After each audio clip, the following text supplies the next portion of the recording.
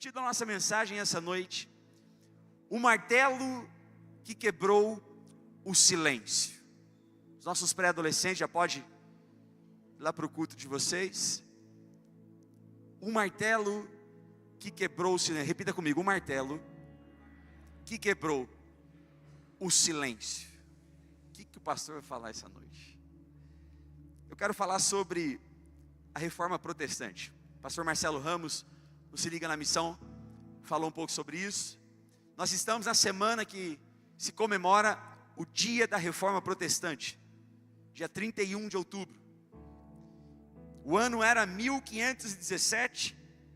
No dia 31 de outubro de 1517, um homem tomado por fé e coragem se levanta e com o seu martelo ele fixa na porta da igreja do castelo de Wittenberg, na Alemanha, as 95 teses onde ele estava propondo uma reforma na igreja, na época a igreja católica. E aí então o silêncio foi quebrado através daquele martelo. Uma proposta aonde revolucionaria a história da igreja. Uma proposta onde a igreja nunca mais seria a mesma. O nome desse homem, Martinho Lutero, um monge alemão, insatisfeito com a cobrança de indulgências pela igreja católica na época. Cobranças de indulgências era que você teria que pagar pela sua salvação, que você teria que garantir comprando um pedacinho, um terreninho lá no céu, ou pagando pelos seus pecados com dinheiro. E aí então a igreja pregava isso, e ele, inconformado com isso, ele recebe uma revelação de Deus. Depois de ter lido à luz de vela: o justo viverá pela fé. E esse texto está lá em Romanos. Abra sua Bíblia comigo em Romanos capítulo 1, versículo número 16, vamos ler o 16 primeiro.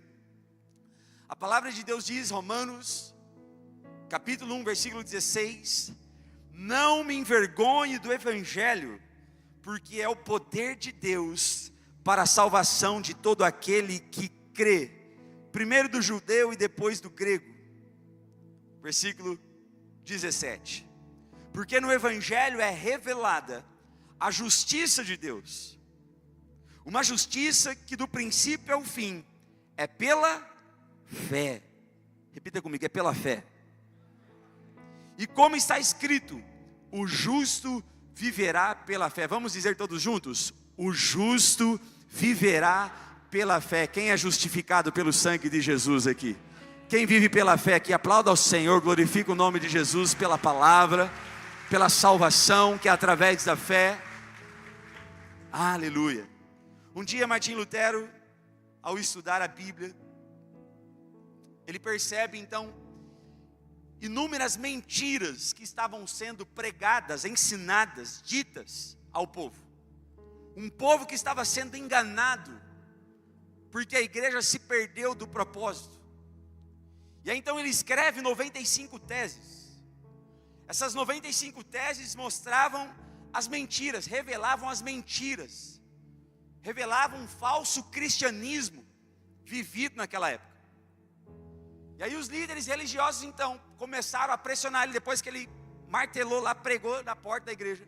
Pressionavam Martinho Lutero: olha, se arrepende disso, fala que você cometeu um equívoco. E começaram a falar para ele: negue isso que você falou. E ele não negou.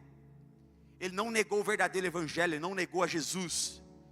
E ele então precisou fugir, porque começou uma perseguição muito forte na casa dele, na vida dele. E aí então ele se esconde, ele começa a traduzir o Novo Testamento para o alemão coloquial, onde na época só haviam a escritura escrita em latim. Ele então, com essa missão de traduzir para o alemão, e aí agora que foi traduzido, milhares de pessoas começaram a ter acesso à Bíblia. Quem tem Bíblia ali? Pega a sua Bíblia, levanta a Bíblia aí. Você pode dar uma glória a Deus pela sua Bíblia, a palavra de Deus. Ele então começa a espalhar a Bíblia agora na linguagem onde todos podiam ter acesso e entender a palavra de Deus. E aí antigamente as pessoas elas não liam a Bíblia porque não sabiam latim. Poucos sabiam latim. Era mais os padres, os monges, os que participavam ali do governo da Igreja Católica. Com isso, a igreja então pegou todos os manuscritos e ficou com os manuscritos para que ninguém mais tivesse acesso. E através dessa, como é que eu posso dizer? Possessão, eles começaram então a pregar algo que não era da palavra. E as pessoas começaram a ser enganadas. Mas graças a Deus, depois de mais de 500 anos, a Bíblia já foi traduzida a mais de 2.454 idiomas. Você pode dar uma glória a Deus por isso também? Todos nós hoje temos acesso à palavra de Deus. Ela está ao nosso alcance. Ela está diante de nós todos os dias. Todos os dias nós podemos nos encontrar com as verdades de Deus, com a verdade sobre nós, sobre a igreja. Está disponível para nós. Mas infelizmente muitos não valorizam isso.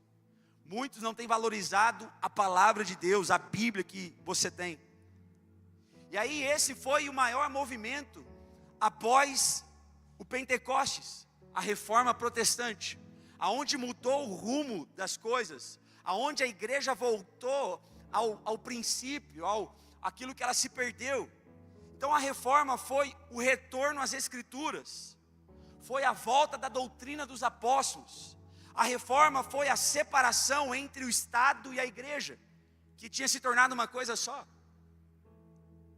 Foi uma cisão entre a igreja católica e a igreja agora protestante. E só para você entender de forma mais profunda, uma linha do tempo bem rápida. Jesus então tinha promessa que ele viria, que o próprio Deus pisaria nessa terra. Jesus vem e pisa nessa terra. Jesus vive aqui por 30 anos, 33 anos. Jesus é crucificado na cruz. E Jesus ressuscita ao terceiro dia. Você pode glorificar Jesus por isso?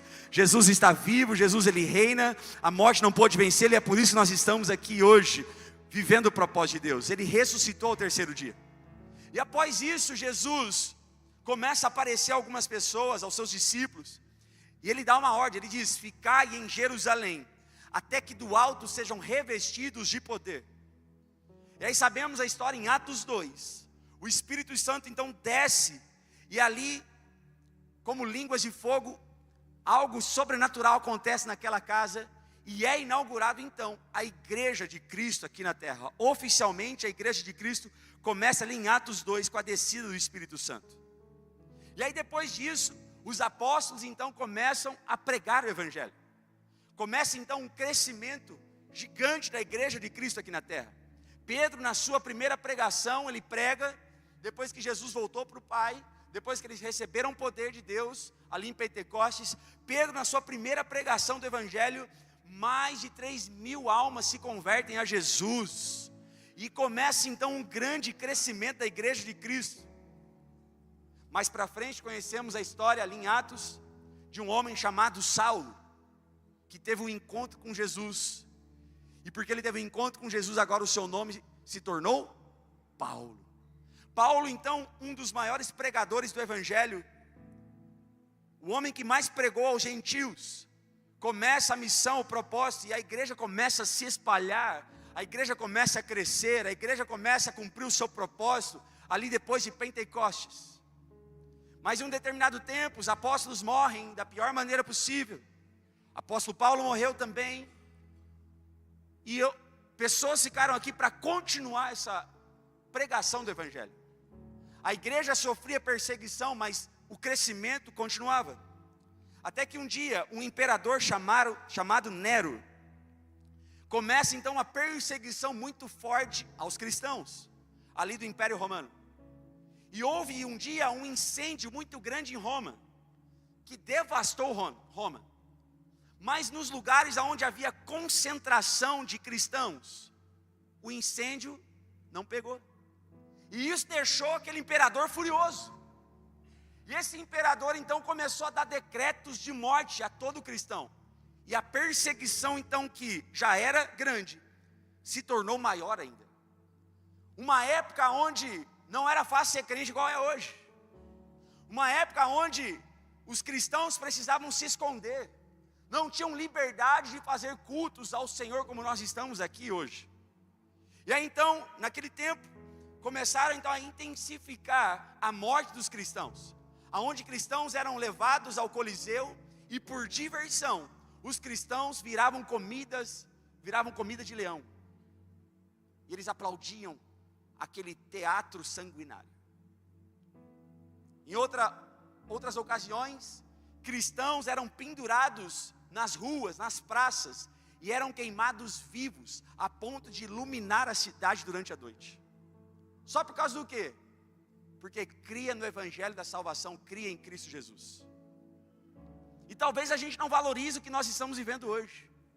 Para nós estarmos aqui, sentados nessa cadeira confortável, num ambiente preparado, onde nós temos liberdade de expressar o nosso amor a Deus, a nossa gratidão. Muitas pessoas precisaram morrer para que nós pudéssemos ter acesso à palavra de Deus. E aí a partir daí se intensificou então a perseguição, e muitos cristãos foram mortos, para que o Evangelho chegasse até aqui.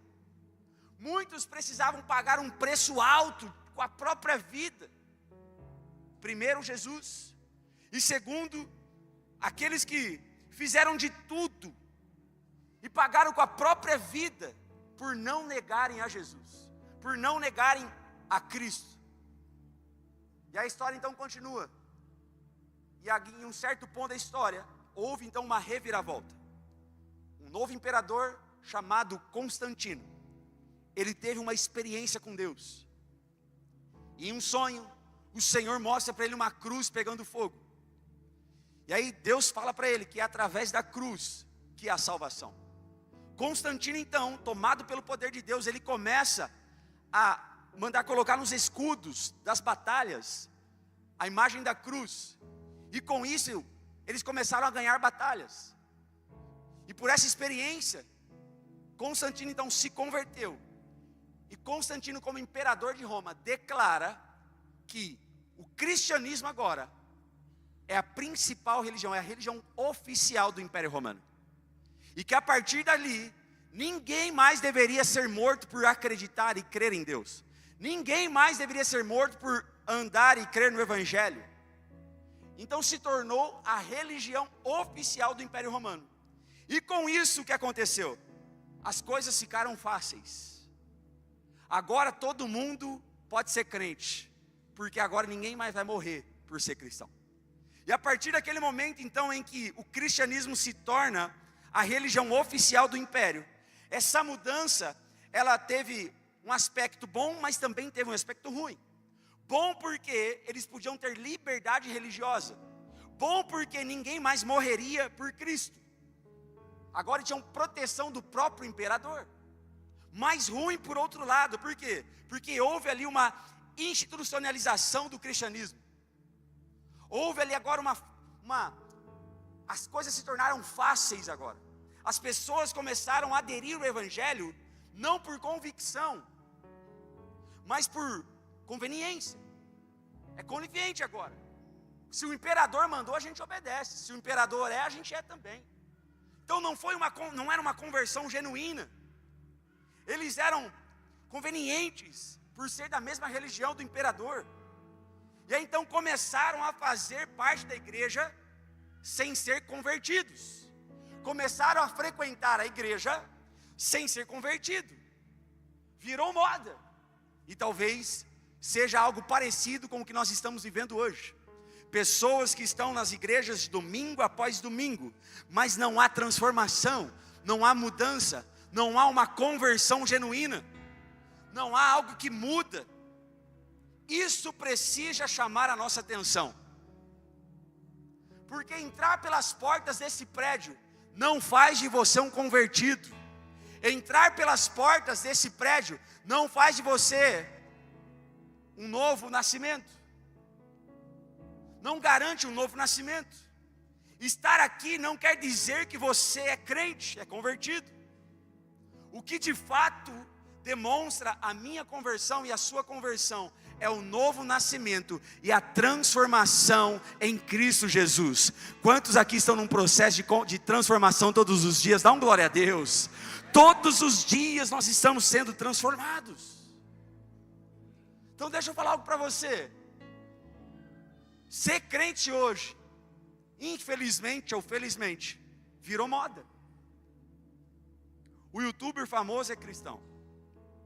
O jogador famoso é crente.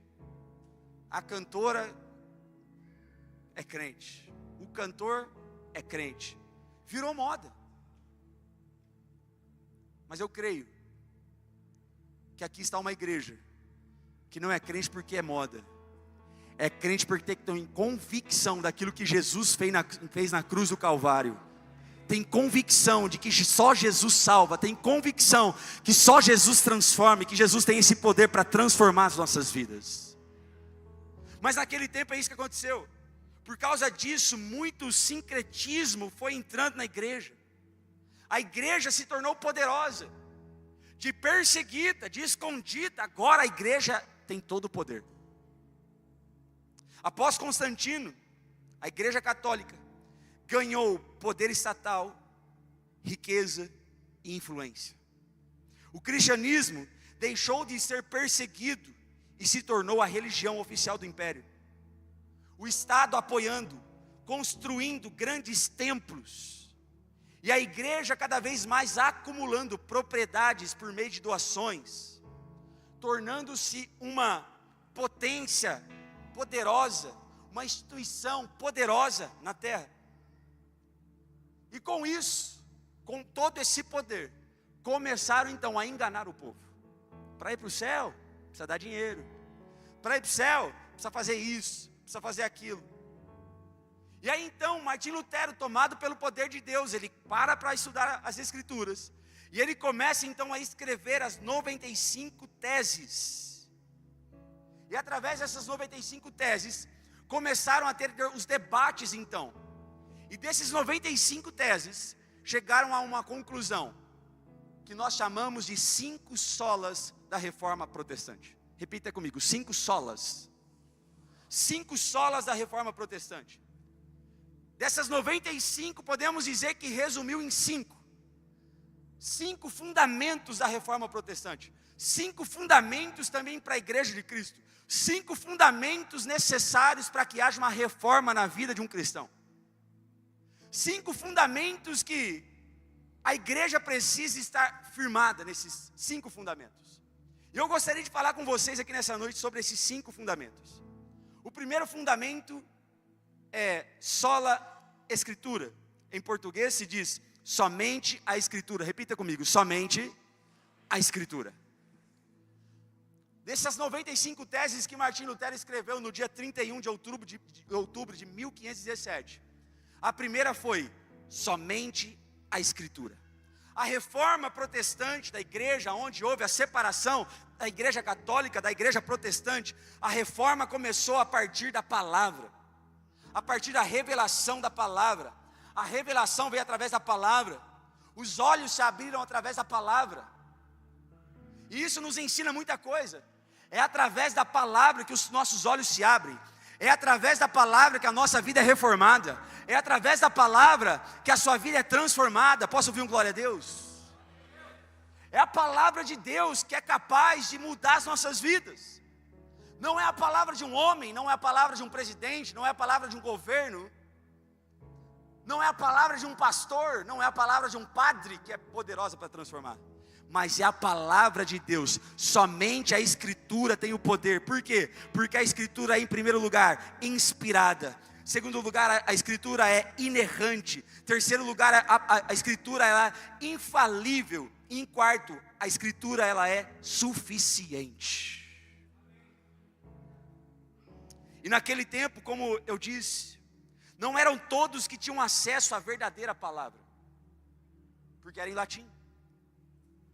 E com isso eles conseguiram manipular as pessoas. E aí Lutero entendeu, todos precisam ter acesso. Todos precisam. E hoje nós temos acesso. Porque um dia um homem se posicionou em fé, em coragem, porque um dia alguém teve coragem de combater o sistema, porque um dia alguém colocou em risco a sua própria vida. Hoje nós temos acesso à palavra de Deus, hoje nós temos acesso à Escritura. Você pode dar uma glória a Deus, você pode aplaudir a Jesus, isso é motivo de celebração. Mas sabe qual é o problema? Quando as coisas começam a se tornar normais demais, quando começa a ficar fácil demais, o ser humano não valoriza. Foi isso que aconteceu antes da reforma. Porque a igreja teve o poder, porque a igreja não era mais perseguida, agora é fácil ser cristão. E porque era fácil ser cristão, a igreja se desviou do propósito facilmente. Tudo que fica fácil é perigoso nos desviar do propósito. Eu já disse isso outras vezes e falo hoje, repito hoje. A vida do crente é fácil ou não é? Não. Se está fácil, tem alguma coisa errada. Se um dia alguém falou assim para você, ó, vem para Cristo, que os seus problemas vão acabar, a vida fica fácil. Mentiu para você, você foi enganado. Porque o Evangelho de Cristo, viver o Evangelho de Cristo não é fácil, é difícil. Viver o Evangelho de Cristo não é para qualquer um, irmão. Viver a verdade das Escrituras não é para qualquer um. Então sinto muito e talvez desmotivar você. Andar com Jesus, viver a palavra, somente a Escritura, não é fácil, mas é possível, porque nós temos o Espírito Santo, o próprio Deus habitando em nós. Mas pastor, para que ser crente então? Porque antes, sua vida estava cheia de problemas, cheia de dificuldade, estava difícil, e você caminhava sozinho. Mas uma vez que a gente se volta para as Escrituras, uma vez que a gente aceita Jesus Cristo como Senhor e Salvador das nossas vidas, nós podemos passar por problemas, podemos passar por dificuldades, mas a palavra de Deus, a Escritura nos garante que Ele estará conosco todos os dias das nossas vidas. O Senhor trouxe você aqui nessa noite para dizer, pode estar difícil, pode estar, a caminhada pode estar pesada, mas o Senhor está dizendo para mim e para você, eu sou contigo, eu te faço mais que vencedor, eu tenho um propósito em tudo isso, eu sou contigo, diz o Senhor. E aí Martim Lutero entendeu, somente a palavra. E aí tem uma frase muito interessante, que diz assim, ó, lendo a Bíblia, encontrei muitos erros. Todos eles na Bíblia, todos eles em mim. É isso que a Escritura faz com a gente. A Escritura não tem erro. E toda vez que você abre a palavra de Deus, e você lê a palavra de Deus, você encontra muitos erros, e não é na palavra, é em mim, é em você. É por isso que Martim Lutero diz, somente as Escrituras, porque as Escrituras é que vai nos dar direção, as Escrituras é que vai nos colocar no propósito, a Escritura é que vai nos confrontar, a Escritura é que vai nos corrigir, é só a Escritura que tem a verdade. A Bíblia não contém a palavra de Deus, a Bíblia é a palavra de Deus, a palavra que cura, a palavra que liberta, a palavra que transforma, e é por isso que ele disse, somente as Escrituras. Ah, mas Deus não fala comigo. Claro, a sua Bíblia fica fechada a semana inteira, irmão. Ah, mas é que eu queria ouvir uma voz do além.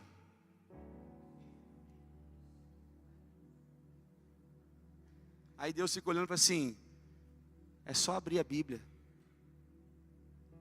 está ao alcance dele. Ah, mas eu queria que um profeta revelasse para mim. Aí eu queria que eu fosse numa igreja lá, que alguém falasse lá, o que vai acontecer na minha vida. Irmão, toma vergonha na sua cara, abre a palavra de Deus e comece a ouvir a voz de Deus, comece a ouvir aquilo que Deus tem para falar com você através das Escrituras. Muitos crentes ficam ainda aí atrás de profetas, atrás de revelação, atrás de gente para falar CPF, RG, nome da mãe do outro, não sei quem. Tem uma paixão por culto de profecia. Sabe o que a reforma faz com a igreja? A reforma nos faz entender como igreja que somente as Escrituras é que tem o poder de transformar as nossas vidas. As maiores revelações de Deus para mim e para você não está na boca de um profeta. As maiores revelações de Deus para mim e para você está na palavra de Deus, está na Bíblia que você carrega. É por isso que ele falou somente as Escrituras. As tradições religiosas, as tradições familiares, os achismos caem por terra quando a gente abre esse livro, irmão. A verdade vem à tona. Deixa eu falar algo para você, a palavra de Deus está acima de qualquer coisa e tradição. A palavra de Deus precisa estar acima de qualquer ensinamento da terra, de qualquer governo. Porque a palavra de Deus combate em 4 coisas. As Escrituras combatem primeiro o pecado. As Escrituras combatem o engano. As Escrituras combatem falsas religiões. As Escrituras combatem os achismos. Sabe a sua opinião sobre Deus? Guarda para você, porque a opinião que importa é o que está escrito na palavra de Deus. Nós não podemos viver de acordo com aquilo que você pensa, do que aquilo que eu penso. Você não pode viver de acordo com aquilo que os outros pensam. Nós precisamos viver de acordo com aquilo que a palavra pensa, aquilo que a palavra diz ao nosso respeito. Por isso somente as Escrituras. Deixa eu falar algo para você. Não é a Bíblia que precisa se adaptar à sua vida. É a sua vida que precisa se adaptar às Escrituras. Não é o mundo, não é a igreja que precisa se adaptar para o mundo vir para a igreja. É o mundo que precisa se adaptar às Escrituras para fazer parte do corpo de Cristo, irmão. Esse negócio que a Bíblia tem que mudar, tem que atualizar, isso aí é negócio do inferno. As Escrituras é a própria palavra de Deus. Mas sabe o que acontece? Talvez você não tenha valorizado. Você tem uma Bíblia lá na sua casa, você não lê um versículo na semana. E aí nós tomamos uma decisão aqui na igreja. A partir do próximo domingo, nós vamos começar a diminuir os textos que estão no telão da palavra de Deus. Sabe o que você vai ter que fazer? Trazer sua Bíblia lá da sua casa. Ainda bem que tem uns crentes aqui ainda que dá aleluia, que dá glória a Deus. Sabe por quê, gente? Eu sou novo assim, mas eu sou da época. Eu sou da época que o pastor ia pregar a palavra, não tinha telão, não tinha celular, só tinha a Bíblia de papel. Enquanto todo mundo não abria, está aqui ó, pastor Israel, meu pai. Enquanto todo mundo não abria a palavra, não lia o texto. Mas sabe o que está acontecendo? Os pregadores, e me incluo nisso, a gente acha uma perca de tempo esperar a igreja abrir Bíblia. Mas isso aqui vai mudar aqui na Igreja Conviva, amém? A partir de domingo que vem, você vai trazer a sua Bíblia junto com você aí, porque somente as Escrituras é que tem palavras de vida eterna, somente as Escrituras é que tem poder para transformar a minha vida, a sua casa, a sua família. Sabe o que está faltando na sua casa? Você abrir as Escrituras dentro da sua casa e valorizar aquilo que está escrito aqui, valorizar e viver, praticar aquilo que está escrito aqui. Se você crê nisso, aplauda ao Senhor em nome de Jesus.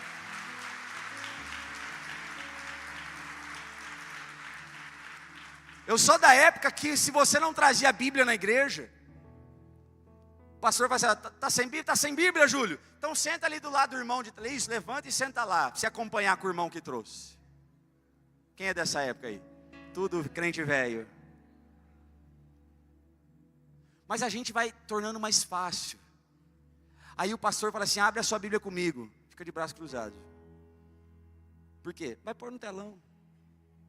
Aí sabe o que acontece? Você não sabe manejar a Bíblia, as Escrituras. Aí fala assim, abre lá em Amós. Aí você fala dentro de você, para você não passar vergonha, você fala assim, nossa, tem isso na Bíblia. É por isso que nós precisamos de uma reforma. Somente as Escrituras. E aí, inclusive, eu quero ajudar você. Põe aqui para mim o próximo slide. Existe um aplicativo. Vamos ver se meu inglês está bom. Holy Bible. Né? Está aprovado? Está aprovado, meu amor? Holy Bible. YouVersion.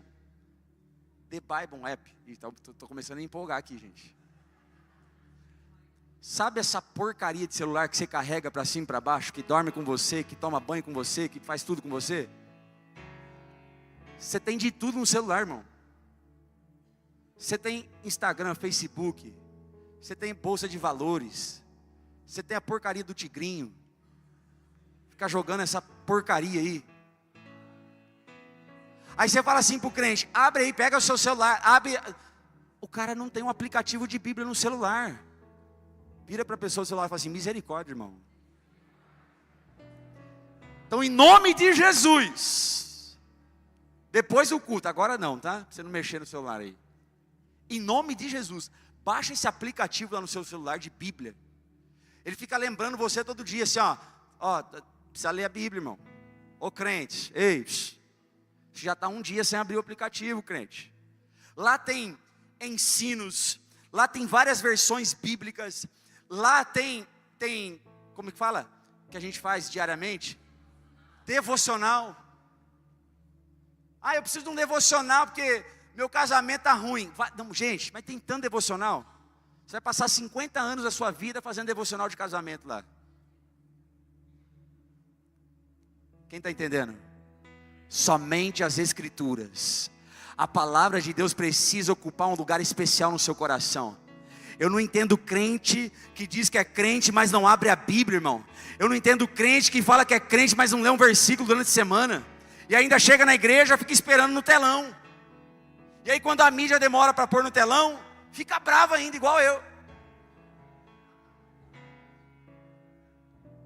Mas eu creio numa igreja que ama a palavra de Deus, que valoriza a palavra de Deus e que pratica a palavra de Deus. Você pode dar um glória a Deus? Pode aplaudir a Jesus por isso? Precisamos ser essa igreja voltada para as Escrituras, somente as Escrituras. Segundo sola fide, em português, somente a fé. Repita comigo, somente a fé. Das 95 teses, mais um fundamento, resumindo as 95 teses, somente a fé. A palavra de Deus diz que a fé vem pelo, e ouvir o quê? A palavra de Deus. Não existe fé sem ouvir a palavra. Uma vez que nós nos voltamos para a Escritura, fé é acrescentada em nós. E por que eles falaram, pastor, somente a fé? Porque eles ensinavam um engano que era só praticar boas obras que você ia para o céu. Não precisava nem de fé, precisa praticar boa obra. Eles pregavam, pratiquem boas obras e vocês vão para o céu. Uma mentira. Sabe por quê, queridos? O inferno está lotado de gente com boa intenção, com boas obras. O inferno está lotado de gente boa. Sabe aquele vizinho seu que não é crente, mas é gente boa? Você fala assim, rapaz, esse cara aí não sei, meu. Perguntei se ele era crente, ele falou, não sou crente não. Mas o cara é gente boa, meu. O inferno está lotado de gente boa. Por quê? Não é só fazer boa obra para ir para o céu. Para ir para o céu você precisa de fé. A palavra de Deus diz que sem fé é impossível agradar a Deus. Então o que agrada a Deus não são as suas boas obras. O que agrada a Deus é ter uma fé inabalável, crendo que Ele é o Senhor e Salvador da sua vida. É a fé. A fé que salva. A salvação vem exclusivamente pela fé e não pelas obras. As obras não são a causa da salvação. As obras são as evidências da salvação. Então naquela época estava se pregando isso. Pratique boa obra e você vai para o céu. E aí Martinho Lutero fala assim, somente a fé. Somente a fé é o quê? Somente pela fé é que você é salvo em Cristo Jesus. Sem fé é impossível agradar a Deus. As suas boas obras são boas sim, mas sem fé é impossível. Fé é acompanhada de obras. Mas não adianta ficar fazendo boa obra se você não tem fé para crer. Se você não tem fé para que as coisas podem mudar. Sabe o que eu acho engraçado? Que as pessoas têm fé para tanta coisa, mas não têm fé para ser transformado. Aí eu chego a pensar, não é fé, é pensamento positivo. Não, ano que vem Deus vai me dar um carro. Mas você não fala assim, ó, ano que vem eu vou ser o melhor marido. Ano que vem eu vou ser uma melhor esposa. Ano que vem eu vou ser o vizinho mais exemplar daquela rua. Não, ninguém fala isso. A fé se tornou um produto que a gente usa quando a gente quer um bem material. E Martim Lutero vai dizer, somente a fé. É pela fé que você acessa a eternidade. É pela fé que você é transformado. Porque a fé nos leva a crer. E a fé também nos leva a confiar. É só através da fé. Eu quero declarar sobre a sua vida, se está faltando fé na sua vida, você vai ouvir a palavra de Deus aqui nessa noite. O seu coração vai se encher de fé. E através da sua fé, pessoas serão curadas. Através da sua fé, pessoas serão libertas. Através da sua fé, você será transformado em nome de Jesus. Através da sua fé, lá a sua casa vai viver algo novo. Através da sua fé, o seu casamento vai ser mudado. Através da sua fé, coisas sobrenaturais vão acontecer em nome de Jesus. Se você crê, dá um glória a Deus. Aleluia! Pela fé. Não por obras, mas é pela fé. Terceiro, sola gratia. Em português, somente a graça. Somente as escrituras, somente a fé. E agora Martim Lutero vem combater talvez a maior mentira entre eles. Somente pela graça. Ele vem dizer, a salvação não é um mérito humano. A salvação é o dom gratuito de Deus. É um presente. Não podemos comprar a salvação. Que coragem de combater o sistema. A salvação não é algo, diz Hernandes Dias Lopes, a salvação não é algo que eu construo. A salvação não é uma escada da terra para o céu. A salvação foi Deus pisando na terra para nos salvar. Não é mérito meu, não é mérito seu. Salvação não existe esforço físico. Salvação é para aqueles que creem no coração. É um favor imerecido. Isso é graça. Graça é, você não merece, eu não mereço, mas eu te dou. Isso é graça. Você não precisa fazer nada, eu te dou, é de graça. Salvação é pela graça. Não tente pagar a salvação. Essa semana, eu e minha família tivemos uma boa experiência. Sexta-feira, meu amor, foi, né? Minha esposa ia viajar na sexta-feira para Brasília, dar aula. E aí, tantas tarefas. Ela veio me pedir, falou, amor, tem como eu não fazer comida hoje? Vamos para o restaurante? Falei, claro, meu bem, né? Marido exemplar. Tô brincando, ela falou assim, amor, hoje a gente vai almoçar fora. Eu falei, tá bom, amor. E aí, ok, vamos almoçar fora então, sexta-feira, que daqui a pouco você vai pro voo, né? Tá bom, vamos escolher o restaurante. Os nossos meninos, é claro que eles já querem o quê? McDonald's. Falei, não, pelo amor de Deus. Aí começamos, qual restaurante vai? Aí, né, amor, vamos naquele barato lá, né? Senta, come, enche o bucho e tá certo. Aí ela fez um segundo pedido. Além de almoçar fora, não precisava fazer comida. Amor, vamos naquele restaurante que a gente gosta, nosso preferido aqui da cidade. Falei, meu bem, lá é tão caro. Mas vamos celebrar, amor, eu vou ficar 1 dia e meio fora. Vamos celebrar, sim. Porque você vai ficar com saudade, eu também vou. Então vamos aproveitar, sim, que a gente está junto. Vamos lá então, Deus vai prover. Aí a gente chegou lá no restaurante, sentou. Gente, eu nunca comi uma parmegiana de filé de tilápia tão boa. A gente se deliciou. Cara, a gente agradeceu. Comemos 2 vezes, a conta foi só ficando cara, mais cara. E o sangue de Jesus tem poder, mas já que eu estou aqui, eu vou aproveitar. E a gente foi pegando. O Arthur, irmão, pegou 2 vezes. Eu falei, menino, devia ter ido no McDonald's mais barato. E aí a conta foi ficando o quê? Ficando cara. E aí a gente faz aquela cara de paisagem assim para a esposa: eu te amo, meu amor. Por dentro assim, sangue de Jesus tem poder da minha vida, do meu bolso. E aí nós terminamos de comer, agradecemos a Deus, Senhor, obrigado por essa refeição tão maravilhosa. Ainda bem que a gente veio, meu Deus, que delícia. Aí eu levantei, fui para a parte difícil, que é o quê? Apagar. Eu cheguei lá, fui entregando as comandas, a moça foi batendo, aí veio uma outra mocinha do lado, começou a olhar o computador, eu falei, nossa, deve ter ficado caro mesmo, porque a outra veio até conferir, né? Aí ela falou assim, Senhor, está tudo certo, a conta foi paga. Você pode dar uma glória a Deus por isso? Falei, quê? Como assim? Ela falou assim, não, tinha uma pessoa almoçando aqui, conhecia vocês. E aí ela levantou para ir embora, falou assim, sabe a conta deles lá? Eu quero pagar. Falei, sério? Falou, sério, falei, se eu soubesse eu tinha pegado mais.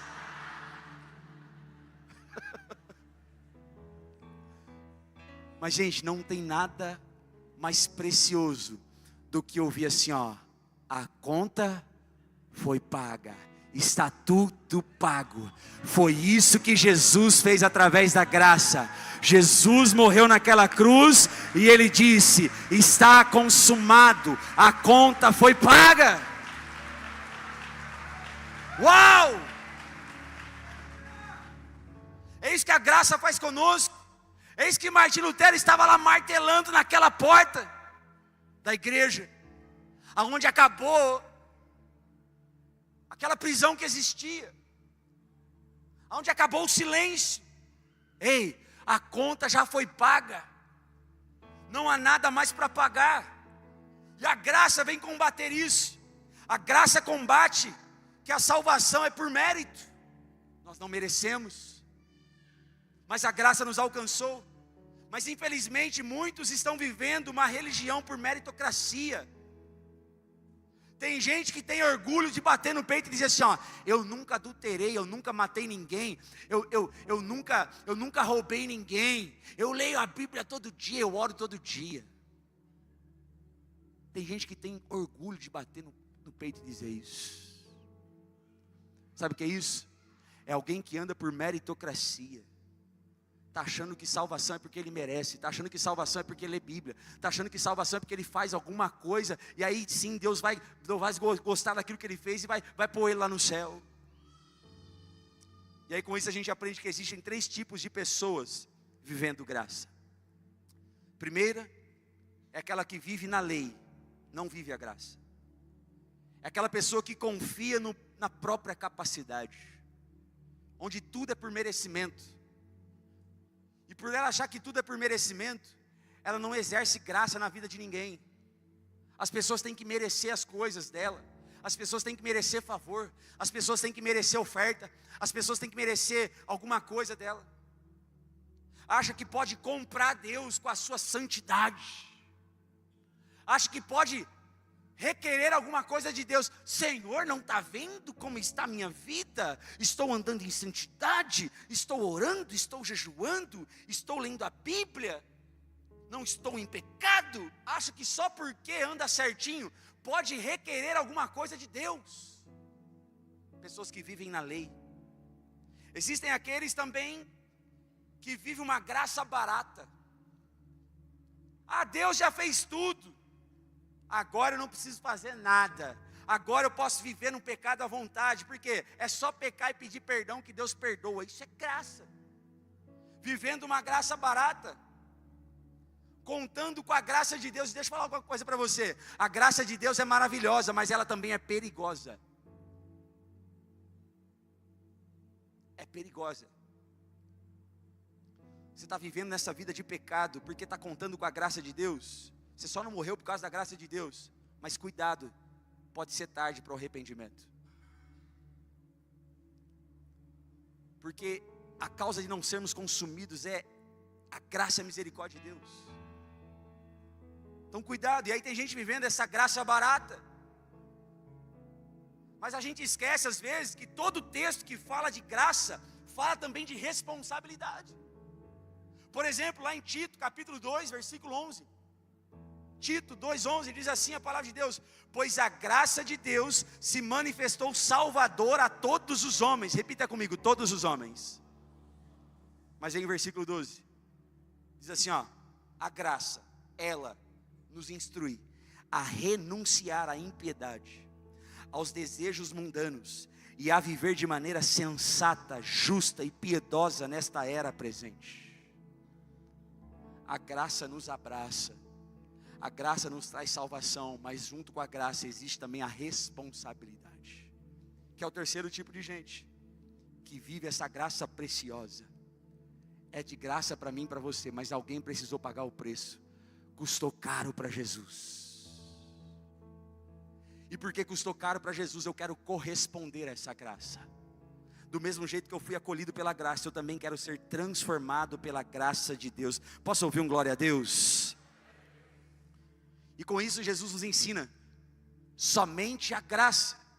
Nós precisamos aprender a apreciar a graça de Deus nos detalhes da vida. Talvez você está vivendo uma vida tão desgraçada que você já não percebe mais a graça de Deus nas pequenas coisas. A graça tem o poder, a graça de Deus tem o poder de nos fazer ver coisa boa até quando está tudo ruim. Você já conheceu alguém assim? A coisa está feia, a peleja está grande, a guerra está grande, mas essa pessoa sempre está com um sorriso no rosto, porque ela está cheia da graça de Deus.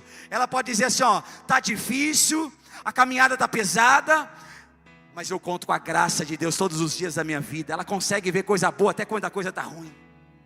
Isso é viver pela graça de Deus. Mas quando a gente não vive pela graça, a gente só vê desgraça. Quando alguém não entendeu a graça, dificilmente ela vai conseguir exercer graça sobre a vida de alguém. Quando ela não vive essa graça de Deus.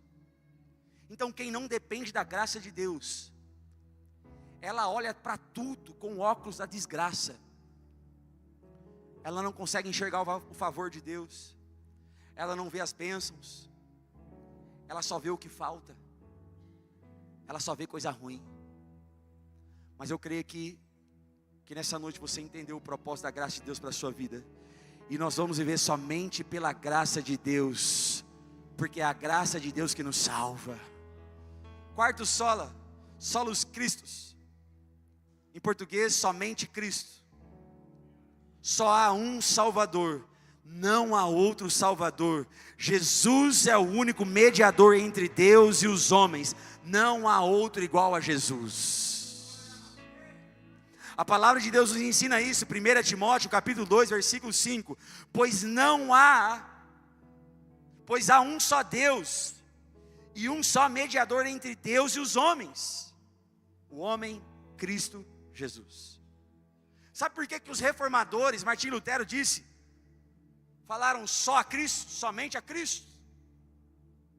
Porque o Papa começa a tomar o lugar de Cristo na vida das pessoas. Porque o padre começa a tomar o lugar de Cristo na vida das pessoas. Porque o pastor começa a tomar o lugar de Cristo na vida das pessoas. E é por isso que a reforma protestante vai dizer, somente a Cristo. Entre a minha vida e Deus está Cristo, não tem mais ninguém. É por isso que eles declararam isso. É porque o Papa começou a tomar esse lugar de Cristo na vida das pessoas. E também Maria foi colocada no lugar que não deveria. Maria não é divina. Maria foi uma mulher exemplar, talvez a mulher mais extraordinária da face da terra. Maria tem as suas bênçãos, sim, uma mulher abençoada. Mas Maria não é a que faz a intermediação, aquela não é a mediadora, não é aquela que está entre você e Deus. Amamos Maria, respeitamos Maria, a sua história, mas a Escritura não nos ensina que Maria é aquela que intercede por nós. Maria não está entre nós e Deus. Quem está entre nós e Deus é Jesus Cristo. Por isso que ele disse, somente a Cristo. Porque ele disse, eu sou o caminho, a verdade e a vida, e ninguém vem ao Pai a não ser por mim. Então deixa eu falar algo para você. Não é Jesus mais Paulo, não é Jesus mais Pedro, não é Jesus mais Maria, não é Jesus mais o Papa, não é Jesus mais o missionário, não é Jesus mais o pastor, não é Jesus mais a religião, não é Jesus mais a igreja, é só Jesus, e Jesus é suficiente na minha vida e na sua vida. Se Jesus é suficiente na sua vida, aplauda o Senhor, glorifica Jesus, somente Ele tem o poder de nos salvar. Mas muitas coisas querem ocupar o lugar de Deus. E eu ouvi uma frase que define isso, que diz assim: ídolo não é algo necessariamente pecaminoso. Ídolo é algo que substitui Cristo. Se Cristo não for suficiente na sua vida, você precisa urgente de uma reforma.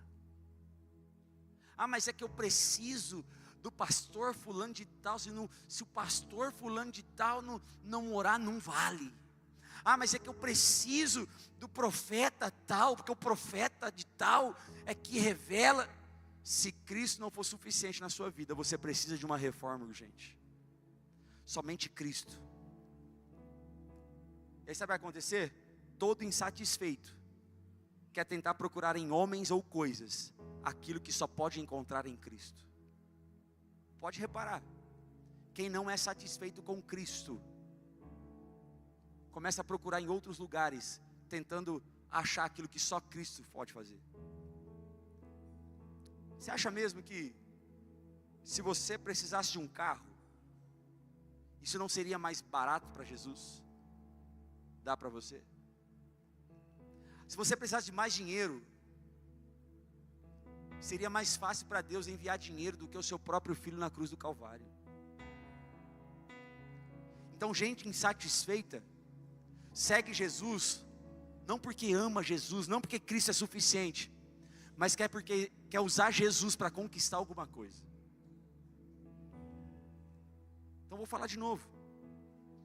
Se o seu problema fosse a falta de dinheiro, se o seu problema fosse a falta de um carro, a falta de uma casa, Deus não enviaria Jesus. Era melhor para Deus te dar logo uma casa, um carro, um dinheiro, do que dar Jesus na cruz do Calvário. É por isso que a reforma vem dizer, somente Cristo, somente Cristo. Cristo é suficiente. Ah, mas é que eu não vivo sem meu carro. Ah, eu não vivo sem minha casa. Ah, eu não vivo sem minha esposa. Ah, eu não vivo sem meu marido. Ah, eu não vivo sem meus filhos. Não, eu estou aqui para dizer para você, você não vive sem Cristo. Cristo precisa ser suficiente na sua vida. E é isso que a reforma trouxe para a igreja. Cristo precisa ser suficiente. Nada pode competir com Cristo na sua vida. E quinto e último, queria chamar os músicos. Solo deu glória, que quer dizer glória somente a Deus. Essas são as 5 solas, os 5 fundamentos da reforma protestante, da reforma da igreja. Somente as Escrituras, somente a fé, somente a graça, somente Cristo, e glória somente a Deus. Deixa eu falar algo para você. Se a salvação foi planejada por Deus, se a salvação foi dada por Deus, se a salvação foi executada por Deus e consumada por Deus, não cabe qualquer glória para o homem na salvação em Cristo Jesus. Não é mediante aquilo que eu faço, é mediante aquilo que Ele fez. Por isso que a glória é só dEle. O Senhor está nos chamando para viver uma vida que glorifica a Ele. Porque glorificar a Deus num culto de domingo à noite é muito fácil. Glorificar a Deus num ambiente de culto é muito fácil. O Senhor está despertando uma igreja que não vai glorificar a Deus só aos domingos, mas vai glorificar a Deus na sua casa, vai glorificar a Deus no trabalho, vai glorificar a Deus na rua, vai glorificar a Deus aonde Ele te levar, aonde Ele permitir que você chega, ali haja uma manifestação da glória de Deus, porque você está entregando toda a glória a Ele. Então glória somente a Deus tudo precisa glorificar a Deus, tudo. A glória é só de Deus. A glória não pode ser de mim mesmo. Deus não é um garçom para você lembrar dele só quando você precisa. Deus é o Senhor e Salvador da sua vida, que você precisa dar glória para Ele todos os dias. Estou respirando, estou glorificando a Deus. Estou cantando, estou glorificando a Deus. Estou trabalhando, estou glorificando a Deus. Estou na escola, estou glorificando a Deus. Estou pagando conta, estou glorificando a Deus. Nós fomos feitos para a glória de Deus. Vira para a pessoa do seu lado, me ajuda a pregar aqui nessa noite. Diga assim para ele: você foi feito com o propósito de glorificar a Deus. Vira para outra pessoa e fala assim: você foi feito com o propósito de glorificar a Deus. A pergunta é: a sua vida glorifica a Deus?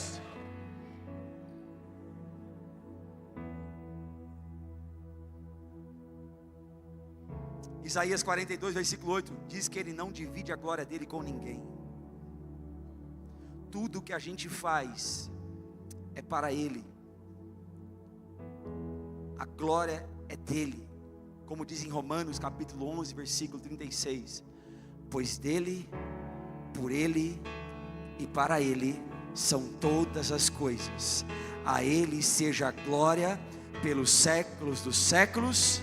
Amém.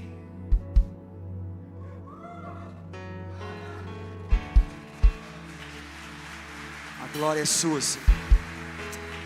Receba a nossa gratidão, receba a glória, Jesus. Para a gente finalizar, tudo que é para a glória de Deus vira testemunho, irmão. Tudo que você faz para a glória de Deus vira testemunho. Quem você é para a glória de Deus vira testemunho. Se a gente olhar para a palavra de Deus, uma mulher que derramou um perfume caro em Jesus, enquanto uns diziam que desperdício, ela estava no seu coração dizendo: isso aqui é para a glória de Deus. E é por isso que as escrituras diz: aonde o evangelho for pregado, essa mulher será lembrada daquilo que ela derramou sobre mim, desse frasco de perfume caro que ela derramou sobre mim.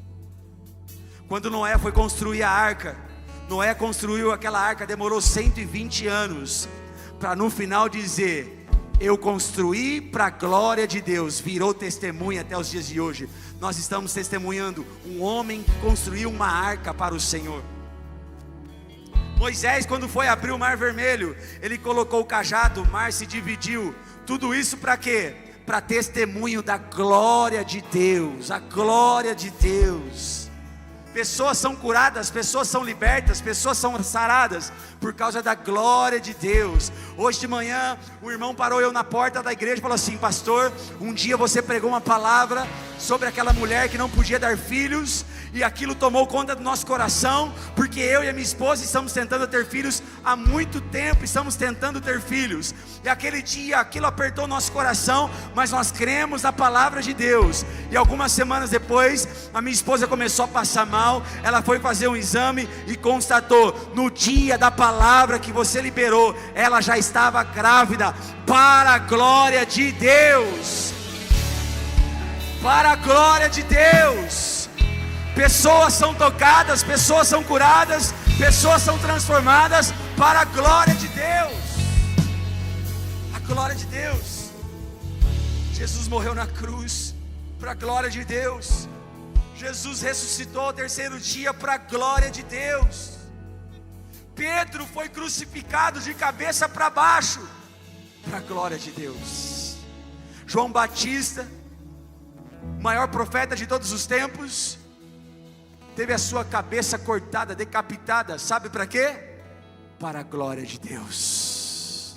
Sabe o que nós podemos aprender? Que tudo é para a glória de Deus. Quando você vive para Deus, até o que é ruim acontece para a glória de Deus. Eu quero declarar sobre a sua vida. Eu não sei qual é a estação que você está vivendo. Talvez você está passando por uma estação difícil. Talvez as coisas estão ruins. Talvez você está cansado. Talvez você não está vendo saída. Talvez parece que é o fim. Eu quero dizer para você que nessa noite, até o que você está passando, até o momento que você está enfrentando, até as suas dificuldades, se você viver a sua vida para Deus, aquilo que está acontecendo hoje de ruim na sua vida, até isso é para a glória de Deus. Até isso vai virar testemunho na sua vida. Pessoas serão tocadas, pessoas serão libertas, pessoas encontrarão salvação através do testemunho da estação difícil que você está vivendo hoje. Eu quero profetizar sobre você. A estação difícil, a estação ruim que você talvez esteja enfrentando, vai virar testemunho